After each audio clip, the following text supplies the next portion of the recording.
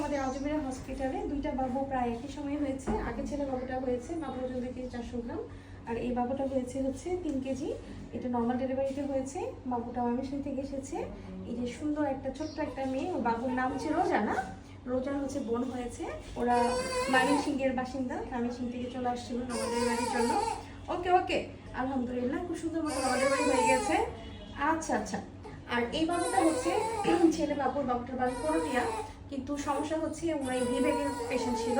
কিন্তু ভি ব্যাগের পেশেন্টদেরকে আমি বলেছি যে রাত্রেবেলা ব্যথা উঠে আসলে স্কার থিকনেস করা আসলে কোনোভাবে সম্ভব না। আসছে প্রায় আজকে 12টার কাছাকাছি। তো স্কার থিকনেস টেস্টটা যে করা হয়, তো ওইটা তো আসলে ডায়াগনস্টিক সেন্টার থেকে করা হয়।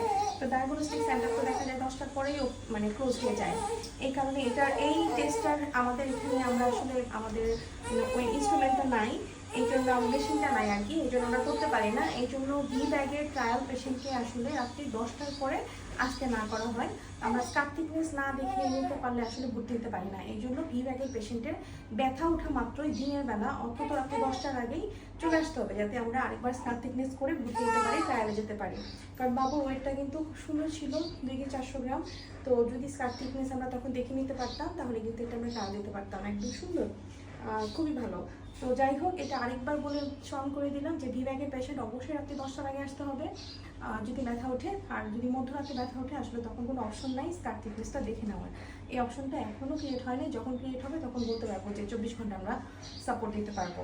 আর এই বাবুটার জন্য দোয়া করবেন সবাই, এত দূর থেকে এসেছে আমাদের উপর ভরসা রেখে। আর যে যেখানে আছেন, ওকে, যে যেখানে আছেন সেখান থেকে নর্মাল ডেলিভারির চেষ্টা করে যাবেন।